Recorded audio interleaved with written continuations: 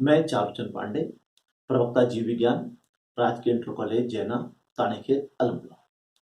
आज की कक्षा में हम चर्चा करेंगे वेंटिलेशन यानी कि संवातन। जैसा कि आप जानते हैं कि श्वसन दो प्रकार का होता है, आंतरिक श्वसन व बाह्य श्वसन।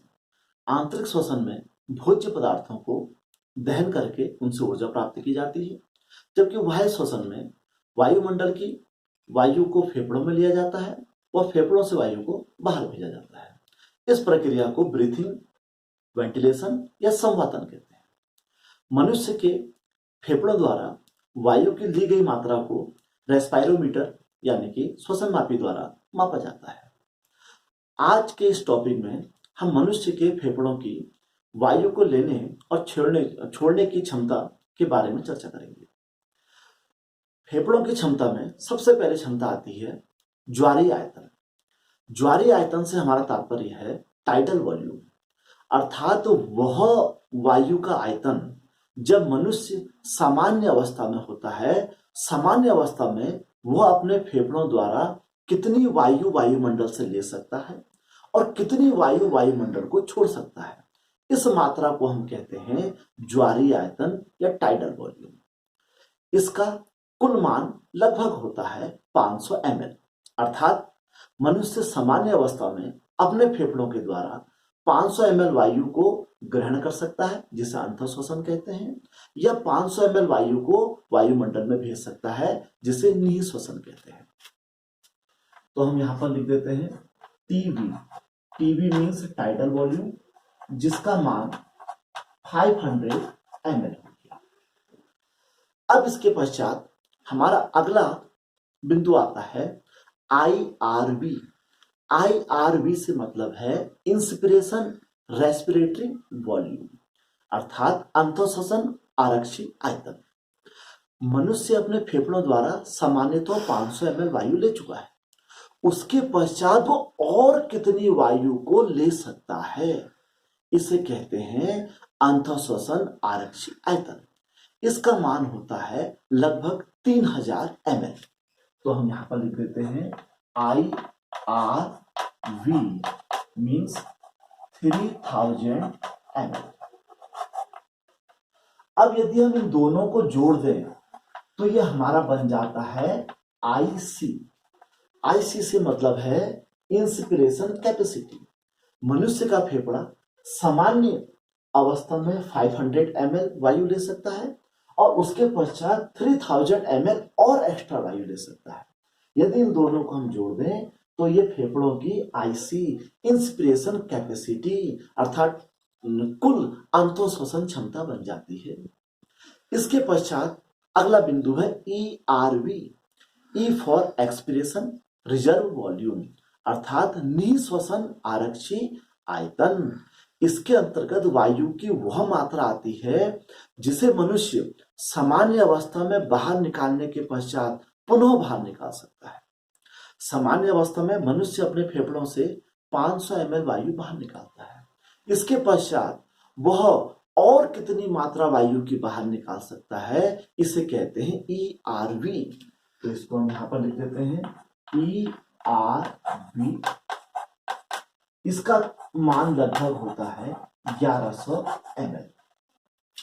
एक्सप्रेशन रिजर्व वॉल्यूम, अर्थात मनुष्य सामान्य अवस्था में 500 ml वायु बाहर निकालता है, उसके पश्चात 1100 वॉल्यूम यानी कि ml और बाहर निकाल सकता है। यदि हम इन दोनों को जोड़ दें तो ये कहलाएगा EC। EC से मतलब है इंस्पिरेशन कैपेसिटी, अर्थात मनुष्य अपने फेफड़ों से कुल 500 प्लस 1100 मीन्स 1600 ml वायु को बाहर निकाल सकता है। यदि हम इन तीनों को जोड़ दें तो यह बन जाती है हमारे फेफड़ों की जैव क्षमता, जिसे कहते हैं वाइटल कैपेसिटी।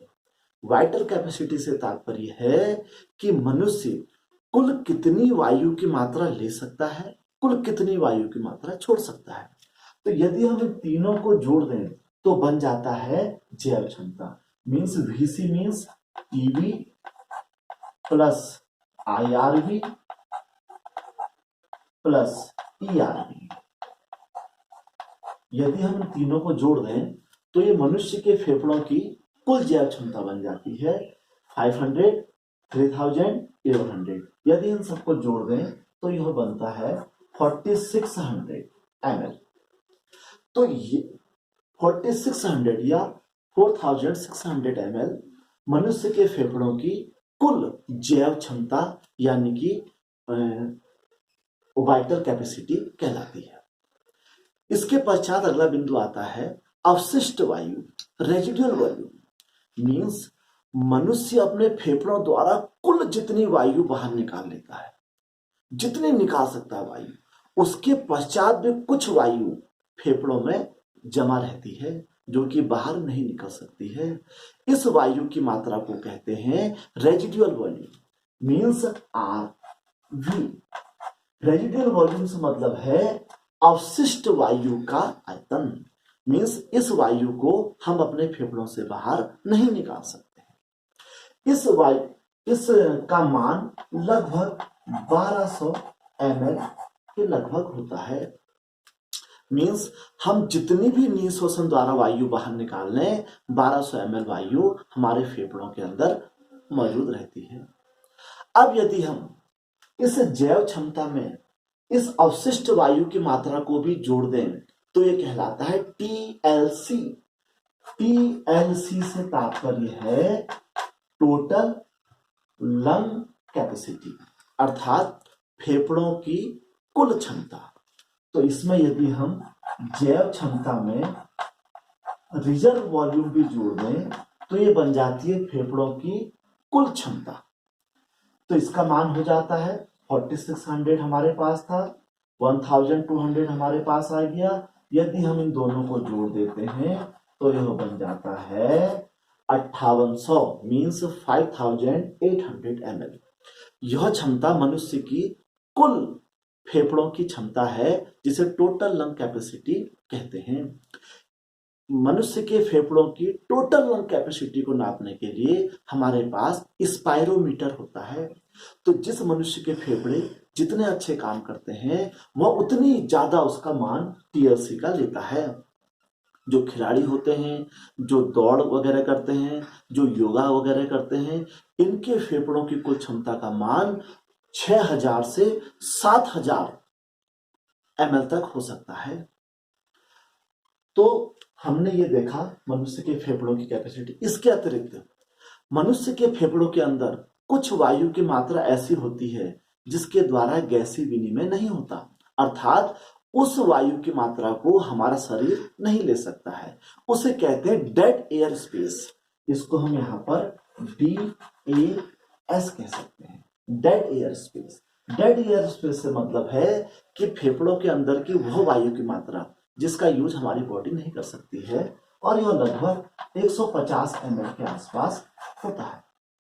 तो हमने इस वीडियो में आज मनुष्य के फेफड़ों की सामर्थ्य के बारे में देखा, और मुझे पूरी उम्मीद है कि जो बच्चे मेडिकल की आगे पढ़ाई कर रहे हैं या नीट या फार्मेसी या कोई भी मेडिकल संबंधी प्रतियोगी परीक्षाओं की तैयारी कर रहे हैं उनको यह वीडियो जरूर पसंद आया होगा। यदि आपको मेरा यह वीडियो पसंद आया तो प्लीज मेरे YouTube चैनल में जाके सब्सक्राइब करें। धन्यवाद।